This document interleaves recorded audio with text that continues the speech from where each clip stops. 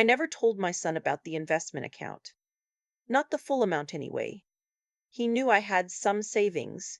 He knew I'd been careful with money my whole life. But the number, the actual number sitting in that account every month, that was mine. My business. My private thing, the way some women keep a journal locked in a drawer. His name is Kevin.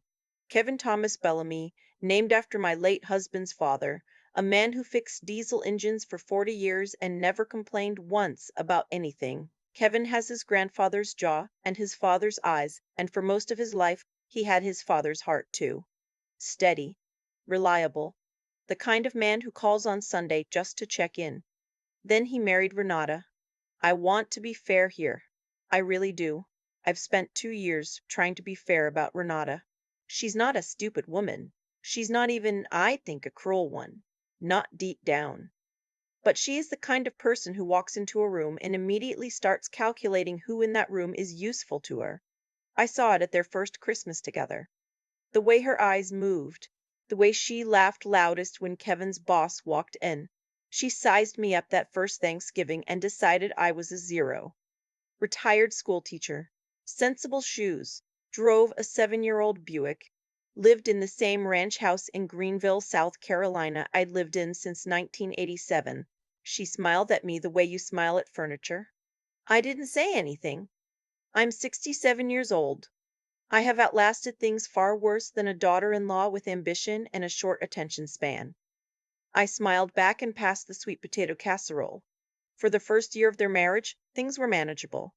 Kevin and Renata lived in Charlotte, about 90 minutes from me, and we settled into a rhythm. I drive up once a month, take them to dinner, leave a check for Kevin's birthday, that kind of thing. Renata tolerated me the way you tolerate a slow internet connection, present.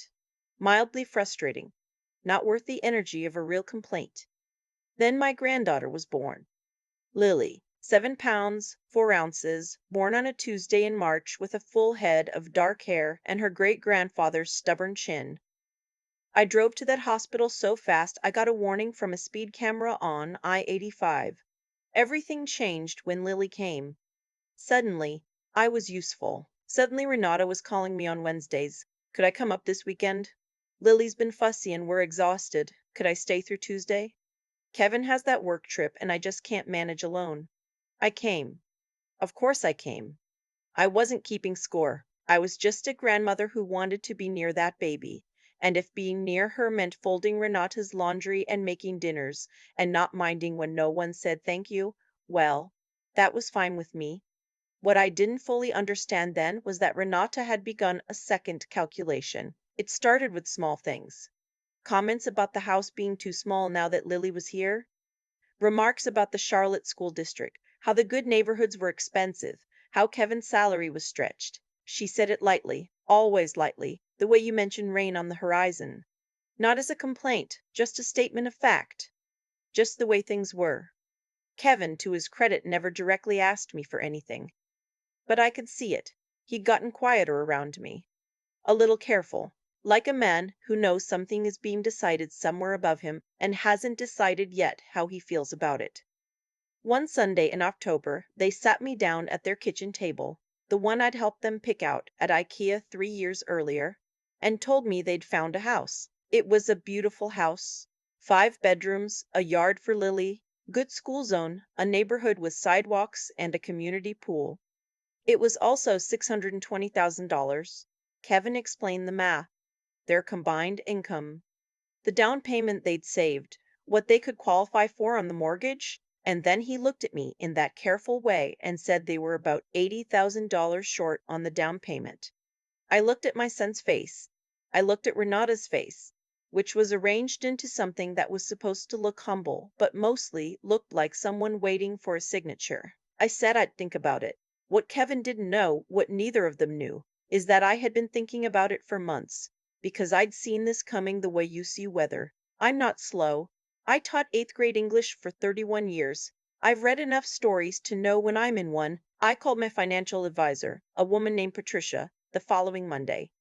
Patricia has managed my money for 11 years, and she has never once told me what I wanted to hear just to make me feel good. I told her the situation. She was quiet for a moment, and then she said, Gloria, do you know what you want the outcome to be? That was the right question. I thought about it for 3 days. I walked around my house. I sat in the backyard where my husband Howard used to grow tomatoes, where the garden is all black-eyed Susans now, because I can't bring myself to grow tomatoes without him. I thought about my son. I thought about Lily. I thought about Renata's eyes moving around that first Christmas room, and I made a decision. I called Kevin and told him yes, I would help with the down payment, but I wanted to do it properly, with paperwork, with the transaction structured as a formal loan, repayment schedule, all of it. He was surprised. I could hear it, but he agreed. Renata, apparently, did not love this arrangement. Kevin relayed, delicately, that she thought keeping it formal like that makes it feel transactional. I told Kevin that I'd spent 30 years as a public school teacher and that I had learned one thing about human beings above all else: clear expectations prevent resentment. He laughed a little. He knew I was right. The paperwork was drawn up. I wrote the check. They got the house. What I did not tell them was this: that $80,000 came from the interest on a single quarter of my investment portfolio that I had after 31 years of teaching and 30 years of careful, boring, consistent investing index funds, municipal bonds, a rental property in Spartanburg I'd bought in 2003, accumulated something in the neighborhood of $2.1 million, and that my monthly income from dividends, pension, Social Security, and rental income was, depending on the quarter, somewhere between $14,000 and $18,000 every month, after taxes. Nobody knew this. My sister Joyce suspected I was comfortable. Her word. My friend Barbara from church thought I was smart with money. Kevin thought I had savings. None of them knew the number, because the number was no one's business but mine and Patricia's and the IRS. I drove that 7-year-old Buick because it ran fine and I liked it. I wore sensible shoes because my feet hurt. I lived in my ranch house because Howard and I had built a life there, and I was not going to move out of my own history just because someone thought it was modest. The first 6 months in the new house were good. I visited on holidays. Lily learned to walk in that big living room. Kevin seemed happier, more settled, less stretched. Even Renata was warmer, or something close to warm. She'd text me photos of Lily. She'd ask for my cornbread recipe. I thought, quietly, that maybe I'd misjudged her.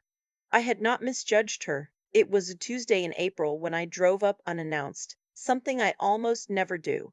But I had been in Charlotte for a doctor's appointment, and I had a birthday gift for Lily in the back seat, and I thought I'd just stop by. I still had a key. Kevin had given it to me when they moved in, said it was my house too. I should feel free to come and go. I let myself in. Renata was in the kitchen on the phone. She hadn't heard me.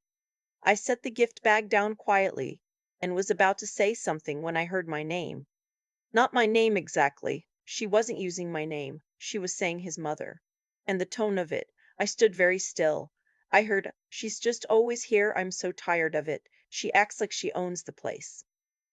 A pause. "I know he paid her back some of it, but she's got that repayment thing hanging over us, like, I don't know, like we owe her our whole lives." Another pause. Then quieter, but not quiet enough. "Honestly, I think she needs to find her own life. She's retired, she's got her little house. Fine. But this is our family now." She had her turn. I stood in that hallway for probably 10 seconds. Then I picked up the birthday gift I'd brought for my granddaughter, walked back out the front door, and sat in my Buick in their driveway for a full 5 minutes. I was not angry. That surprised me. What I felt was something older and quieter than anger. It was the feeling of a door closing. Not slamming, just closing.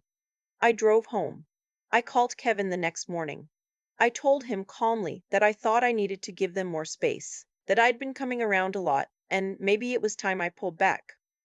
He sounded confused. He said that wasn't necessary, that I was always welcome.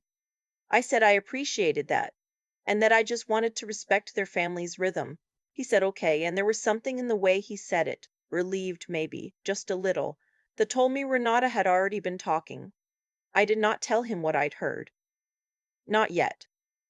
I called Patricia. I want to restructure some things, I told her. The house, the loan, all of it. Patricia is not a woman who jumps to conclusions. She asked me to explain. I explained. She was quiet for a moment and then she said, "Okay, here's what I want you to understand about your current position." She walked me through it. The loan was legally documented. If Kevin and Renata ever sold that house, the outstanding loan balance, which was still about $65,000 at that point, would need to be repaid before they saw a cent of profit. I had a lien position properly recorded. Patricia had insisted on that at the start, and I had let her, even though Kevin hadn't known exactly what it meant when he signed. He knew now, I thought, or he was about to. I also called a woman named Sandra, an estate attorney I'd worked with when Howard died. I asked her to review everything, my will, my beneficiary designations, the rental property, all of it. She spent 2 weeks going through it and called me back with a very clean summary. "You are in an excellent position," she said. "You have complete discretion over all of it." Yes, I knew that. Summer came. I kept my distance as I'd said I would. I missed Lily so much it was a physical thing, like a stone in my chest. But I waited. I let Kevin call me first. He called less often than I expected. When we talked, he was pleasant, but brief. I could tell that Renata had built a version of me in their household, the version where I was the hovering, obligation-creating presence, and Kevin had quietly accepted the furniture arrangements. In September, they came to me. Kevin had been laid off. The company he worked for had gone through a merger, and his entire division had been restructured. He had 3 months of severance. Renata's income as a marketing director covered the basics, but not the mortgage, not that mortgage, not that neighborhood. They were 2 months from real trouble. They sat in my living room, the same living room where I'd changed Kevin's diapers, where he'd opened his high school graduation gifts, where Howard had died in the hospital bed we'd rented when the end was coming.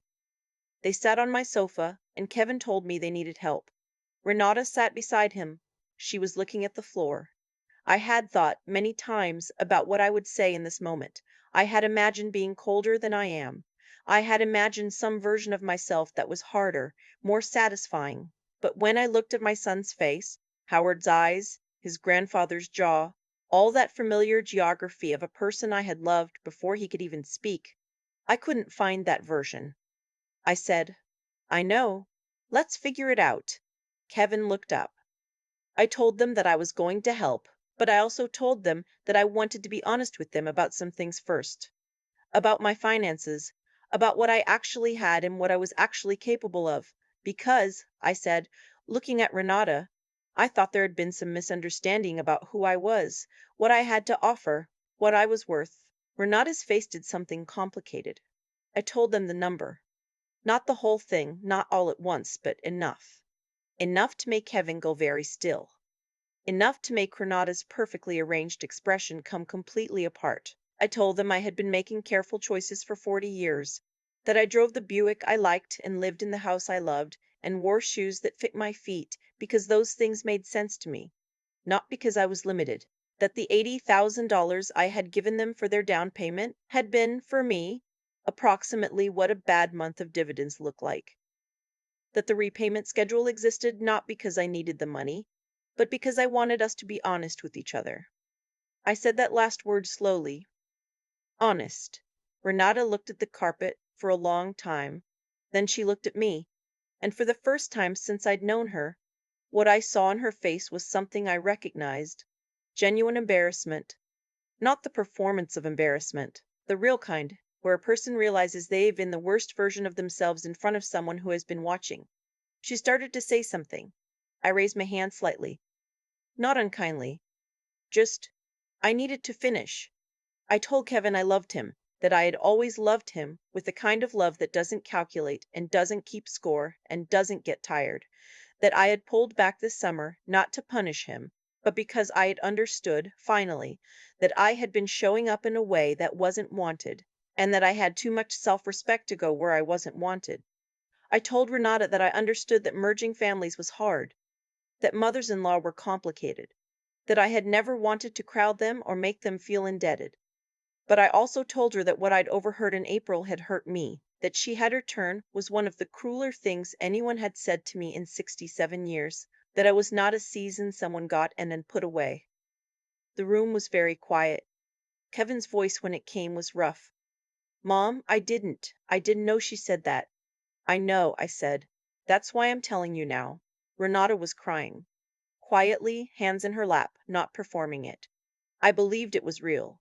I believed for the first time that she had some capacity in her for shame. And that shame, in a person with any decency at all, is the beginning of change. I don't know what kind of woman Renata will be in 10 years. I don't know if she and I will ever be truly close. But I know what my son looked like sitting in that room, and I know what it meant when he reached across and took my hand and held it. We worked out an arrangement. I would cover 6 months of their mortgage while Kevin found new work. Not a gift this time. A deferment added to the existing loan balance, all documented. Patricia drew up the amendment to the note. Kevin read it carefully. Renata signed it without argument. Kevin found a new position in January, a better one actually, with a company that had recruited him. He called me first, before he told anyone else. I was in my kitchen making coffee when the phone rang, and I heard his voice. That familiar voice I've been listening to since it was brand new, and he said, Mom, I got it. I cried into my coffee. I wasn't even embarrassed about it. Renata called me herself the next day. She didn't make a speech about it. She just said, Gloria, I want to start over. I don't mean pretend the last year didn't happen. I mean, I want to try differently, if you'll let me. I was quiet for a moment. Then I said, How's Saturday? Lily is 2.5 now. She has this laugh that sounds like a small, delighted bell. She knows the word for grandma, and she says it approximately 40 times during every visit. When I come through the door, she runs. Short, fast, determined little legs, straight toward me. That is the whole story, really. Everything else is detail. A woman worked hard for 40 years, loved her family quietly, and was underestimated by someone who didn't look past the shoes in the Buick. And when the truth came out, not as punishment, not as revenge, just as truth, it turned out that honesty did what manipulation never can. It made room. I still drive the Buick. I still live in my house. I had my tomatoes in the garden this summer for the first time since Howard died. I can't explain why this year felt right and other years didn't. Maybe some things just need their own time. Lily came with me to water them one morning in July, solemn and barefoot in the garden dirt, holding the little watering can Kevin had bought her. She looked up at me with Howard's eyes. They skipped a generation, those eyes, and said, very seriously, More water, Grandma? Yes, sweetheart, more water. Thank you for listening. I've had a lot of time to think about what actually happened in that house. Not Renata's house. My house, the one I've lived in since 1987, the one with Howard's garden out back. I think about what led to all of it, and I keep coming back to the same thing. Every single consequence in this story grew directly from a choice. Not fate. Not luck. Choices. Renata chose to look at an older woman in sensible shoes and decide that was the whole picture. That choice cost her 2 years of a relationship she could have had. It cost her the kind of mother-in-law who would have shown up for her. Not because she was obligated to, but because that's who I am. She made her calculation and she got her result. That's not punishment. That's just how it works. When you treat people as less than they are, you eventually discover the gap between what you assumed and what was true, and that gap has weight. Kevin chose silence for too long. He's a good man. I have never doubted that. But he let Renata's version of me settle into their household without pushing back. I understand why. Marriage is its own country, and you learn its customs quickly. But silence has consequences too. The distance that grew between us that summer wasn't something that happened to us. It was built, quietly, one avoided phone call at a time. And I made choices too. I chose not to announce my finances to anyone, ever. And I'd make that same choice again. Not because I was hiding something shameful, but because a person's worth is not a number, and I was never going to let anyone treat it like one. I chose to walk out of that house in April without a scene. I chose to give them room even when it hurt. And when September came and Kevin sat on my sofa with that look on his face, I chose to help. Not because I'd forgiven everything in a single moment, but because I understood that holding back from someone you love just to make a point is its own kind of poverty. What I want anyone listening to take from this is something I had to earn the hard way. Across 67 years of actual living, dignity is not something other people assign to you. Renata couldn't take mine by calling me an old woman who'd had her turn. She couldn't give it back by crying in my living room. It was mine the whole time. I kept it through 31 years of teaching other people's children, through Howard's illness, through the quiet decades of working and saving and asking nothing of anyone. Nobody handed me that. I built it the same way I built everything else, slowly, consistently, without much fanfare. The intelligence part, the financial part, the Patricia part. That wasn't genius. It was just discipline applied over time. Boring, reliable discipline.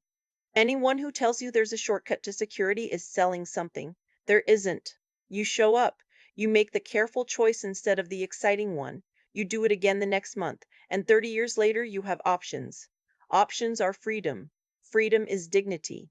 That's the whole equation. And Lily, watering those tomatoes with her little can, serious as a judge, she doesn't know any of this yet. She just knows that Grandma's garden is interesting, and Grandma lets her get her feet dirty, and Grandma always has time. That's enough for now. The rest she'll figure out when she needs to. I hope she figures it out a little earlier than her mother did. But I'm patient. I'm a retired teacher. Patience is the one thing I have in absolute abundance.